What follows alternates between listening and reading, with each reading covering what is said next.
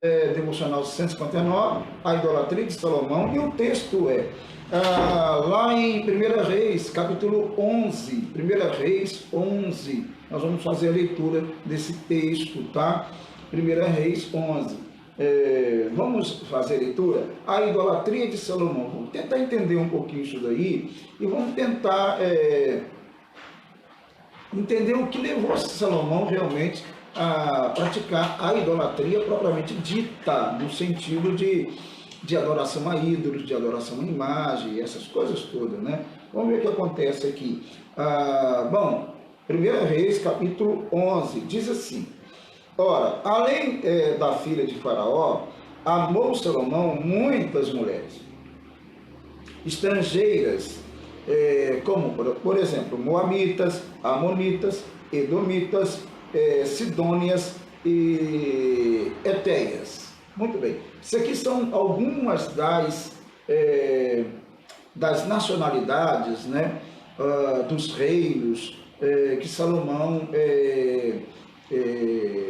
teve, digamos, buscou suas mulheres, vamos colocar assim, buscou suas mulheres. Suas mulheres eram geralmente por causa de questões políticas, acordos políticos, até porque ele precisava de material para a construção do templo, por exemplo, também o palácio real e mais questões mesmo, né, de política mesmo, né? Então Salomão fez muitos negócios, né?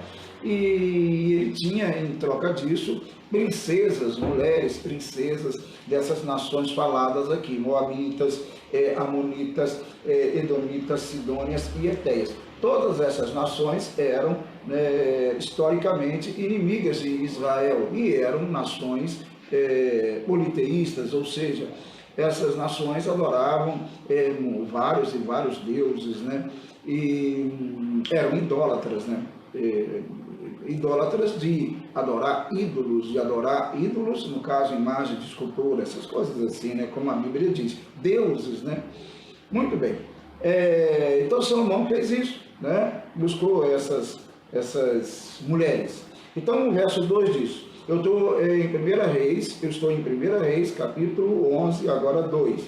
Mulheres das nações de que havia o Senhor dito aos filhos de Israel: não casei com elas, nem casem elas convosco, pois vos perverteriam o coração para seguirdes aos seus deuses. A estas se apegou Salomão pelo amor. Então, Salomão apegou a essas mulheres pelo amor, né? Ele foi, claro, né, dominado pelo amor, né? Seduzido pelo amor, e ele acabou dando a essas mulheres, além daquilo que elas deveriam ter, né? Elas poderiam ter até o seu corpo, mas parece que elas conseguiram conquistar a sua alma, o seu coração, né? De um jeito em que Deus, o Criador, deixou de ter aquela primazia, né? Aquela prioridade, o primeiríssimo lugar e o único lugar como aquele que deve ser adorado, tá? Porque Deus é o único que deve ser adorado. Então, essas mulheres dessas nações, Deus já tinha dito para que os israelitas, os judeus, não casassem com essas mulheres, porque eram mulheres estrangeiras, e não só porque eram estrangeiras, eram mulheres que tinham seus deuses e que levariam as pessoas que casassem com elas a adorar os seus deuses, né? Como Salomão, né? Você vê que Salomão, ele, né, pode ter resistido anos e anos, mas ele acabou sendo dominado pelo amor, levado pelo amor, né, que ele sentia por elas, e acabou também favorecendo, adorando financiando a idolatria em Israel. E esse foi um grande problema de Salomão. Aliás, esse foi o grande pecado de Salomão, né? Na verdade, se deve-se a Salomão a divisão das tribos, né? Todo mundo sabe, né, que nós tínhamos 12 tribos unidas como um reino, e depois, com esse pecado de Salomão, as tribos seriam divididas, ou seja, 10 ficariam para o norte e 10 para o sul. E foi o que aconteceu. Isso foi devido ao pecado de Salomão, à idolatria, tá? Infelizmente, Salomão tem essa marca na biografia dele, certo? Lamentavelmente, né? Ele fez isso na sua velhice, é verdade, mas vamos ver aqui então o verso 3. Tinha, olha bem, Salomão, quantas mulheres e concubinas ele tinha. Tinha 700 mulheres, esposas, tá? Esposas. 700 mulheres, princesas, tá? E 300 concubinas. Tem gente que pensa que são 300 esposas e 700 concubinas. Não. São 700 esposas, 700 mulheres, né? Casamentos, tá? E 300 concubinas, certo? É isso aí, tá bom? Então ele tinha 700 mulheres, esposas, princesas, 300 concubinas, e suas mulheres lhe perverteram o coração. Ou seja, Deus disse para não casar com tais mulheres de tais nações, porque as tais nações eram idólatras, serviam a outros deuses, né? E infelizmente era para não fazer isso, porque o coração poderia ser pervertido, né?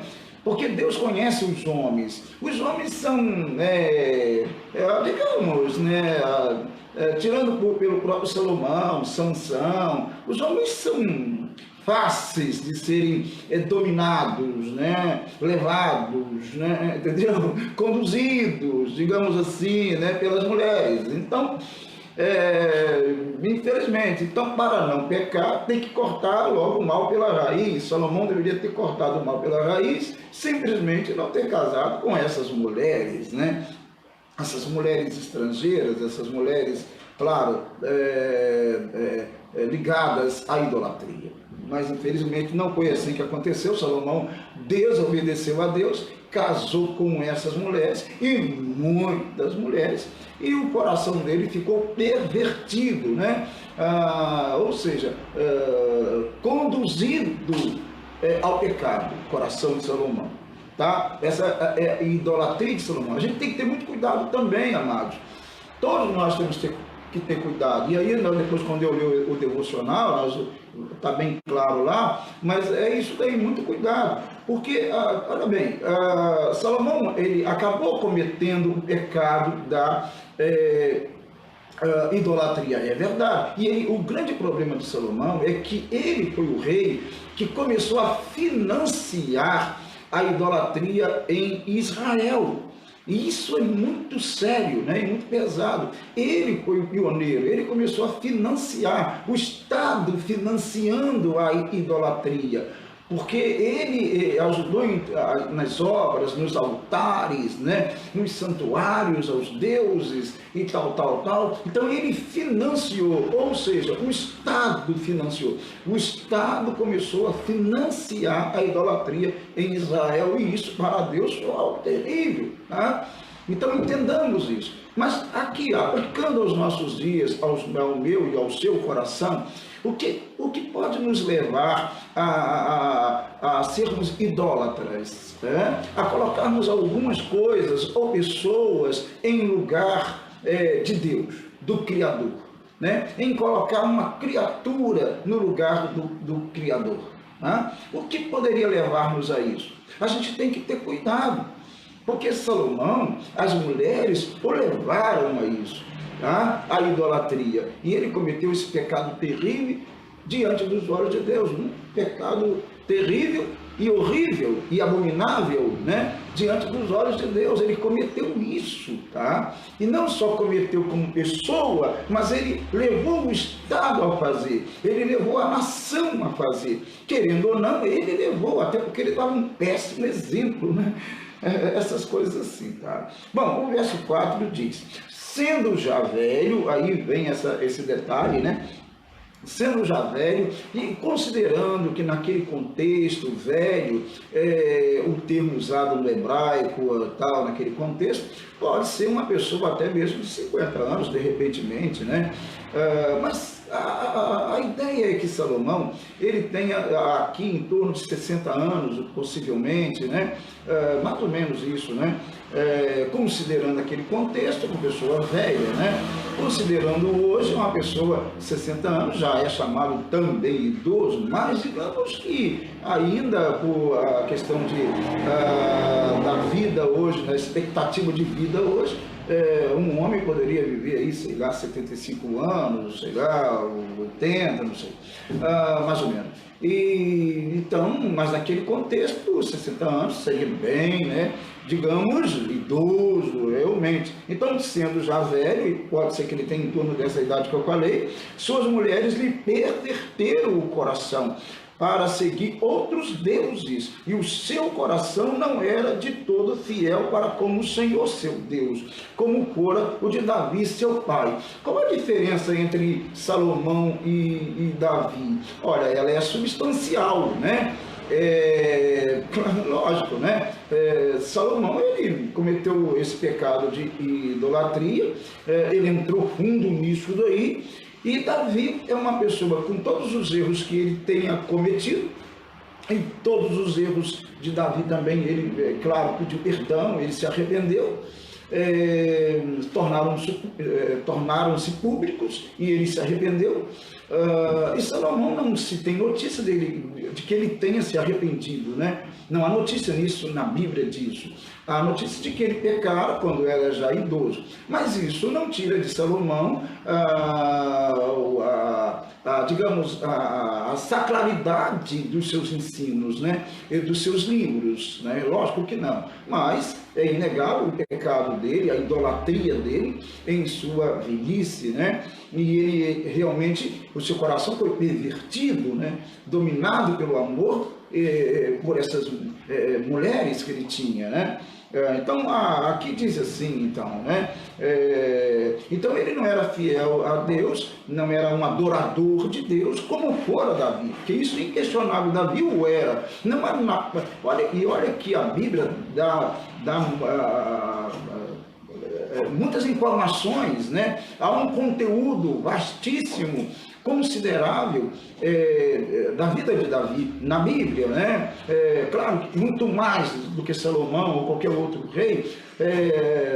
Davi tem uma atenção toda especial, né? Até porque o primeiro rei ligado à tribo de Judá, claro, né? O primeiro rei de Israel é Saul, mas ligado de Judá, da linhagem davídica, é Davi, e então ele é dado a ele um grande espaço, um grande conteúdo bíblico, né? Mas você pode notar que ele jamais negociou a adoração. E olha que Davi, ele esteve em momentos tão difíceis em Israel, perseguido por Saul, por todos os lados, né? Em todos os lugares, ele perseguido, ele teve que sair fora dos limites do território de Israel, viveu em Moabe, viveu entre os filisteus, e jamais se tem notícia que Davi se corrompera, né?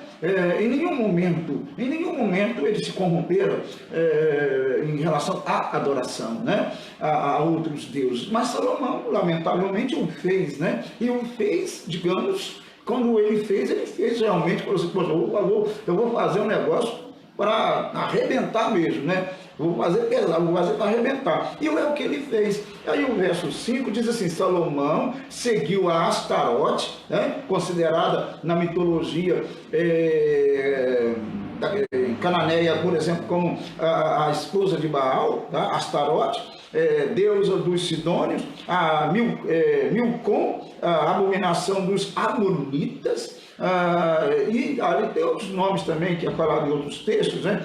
Assim fez Salomão o que era mal perante o Senhor, e não perseverou em seguir ao Senhor, como Davi, seu pai.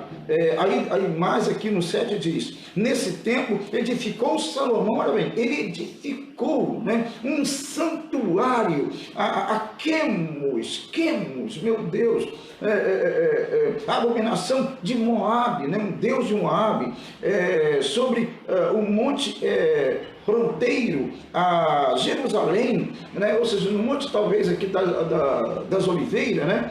Possivelmente, e mais o que aqui? E a Maloque, olha bem, a Moloque, a abominação dos filhos de Amon. Esses deuses aqui, esses dois deuses aqui, pelo que se sabe, sacrificavam seres humanos.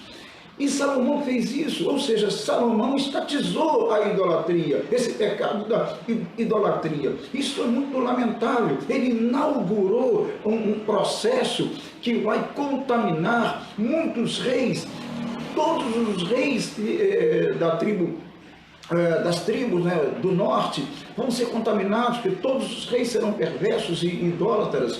E da tribo de Judá, alguns deles vão também no caminho, lamentavelmente, de Salomão, estatizando a idolatria, financiando a idolatria. Mas, querido, olha bem, eu vou agora ao devocional, porque eu acho que o devocional vai chegar no que eu estou querendo aqui, na leitura dele. Todo mundo sabe que o devocional que eu faço é um texto que eu escrevo, e esse texto, ele é um texto que explica algumas coisas. É um rascunho, na verdade, que eu escrevo todas as manhãs para esse dia, né? Para esses dias, essas lives. Então vamos lá, devocional 159. A idolatria de Salomão. Certo é que quando alguém ou alguma coisa ocupa o lugar de Deus em nosso coração, cometemos idolatria. Ponto. Né?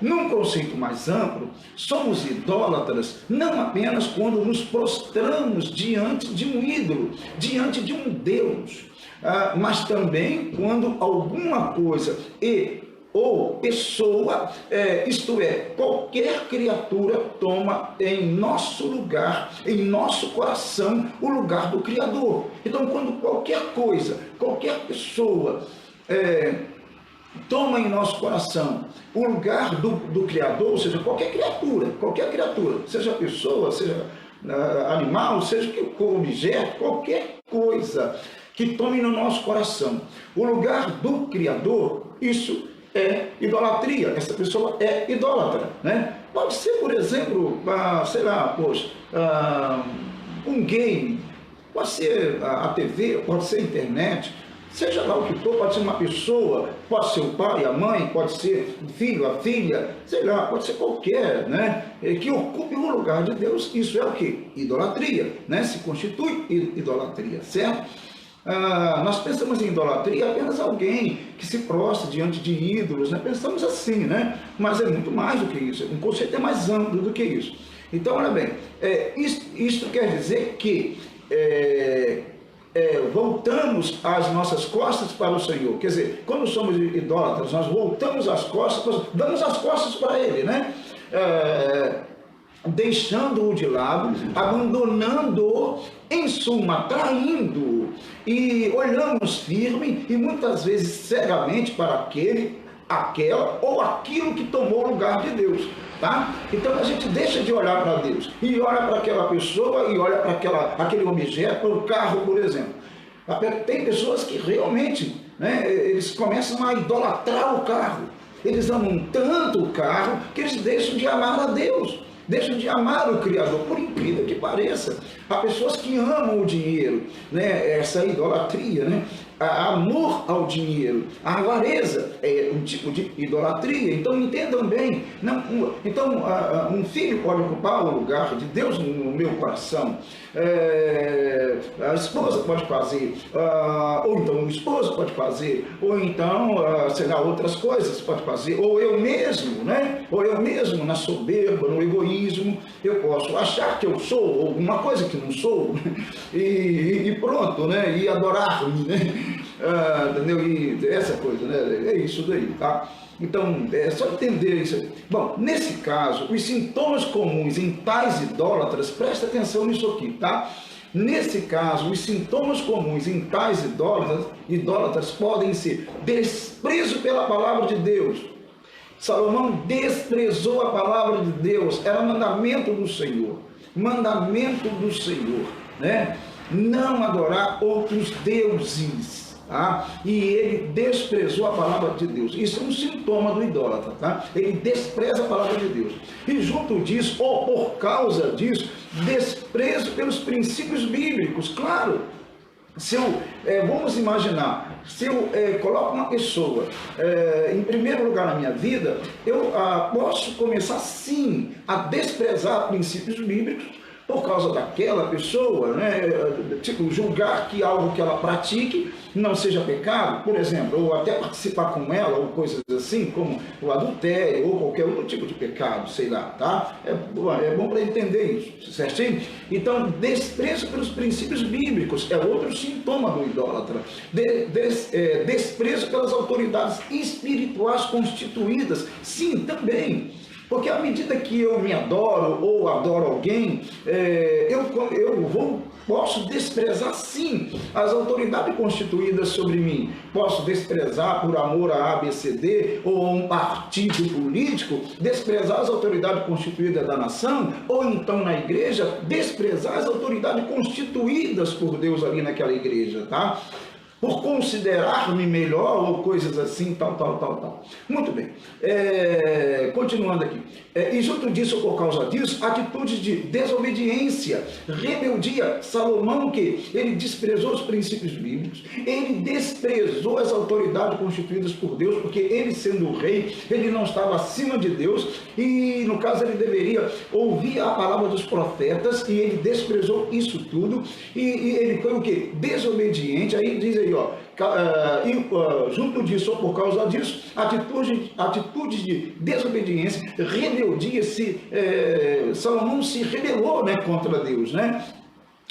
E pode acontecer isso na igreja, na família, no trabalho, né? Tudo isso pode acontecer, essas atitudes de desobediência, de rebeldia, essas coisas, né? Por quê? Porque a pessoa tornou-se um idólatra, são sintomas de um idólatra, tá bom? Bom, é imprescindível observar que, ainda que tais pessoas sejam religiosas, porque Salomão era religioso, tá? Mas tornou-se um idólatra, tá? Tornam-se, não raro, indiferentes para com a vontade do Senhor. Eles não conseguem entender a vontade de Deus, eles acham que a vontade de Deus é alguma coisa e não é, né? Porque eles, na verdade, estão num processo de rebeldia, não é verdade?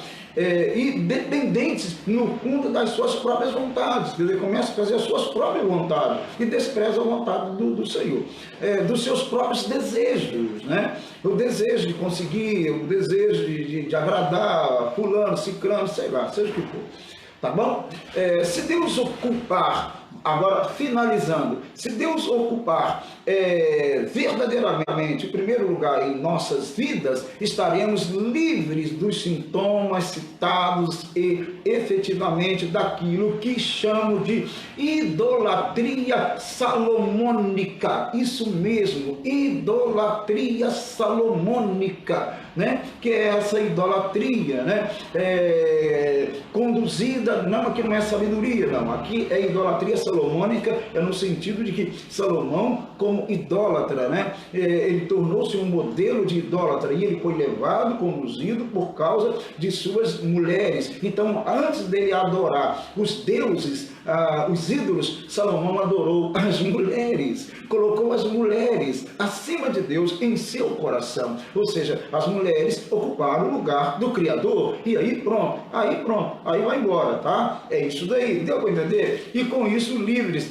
Mas se a gente, eu vou repetir aqui, se Deus ocupar verdadeiramente o primeiro lugar em nossas vidas, estaremos livres dos sintomas que eu mencionei, né? E efetivamente daquilo que chamam de idolatria salomônica, e com isso livres da rebeldia, da rebelião. Gente, eu acabei então de ler agora o devocional 159, a idolatria de Salomão.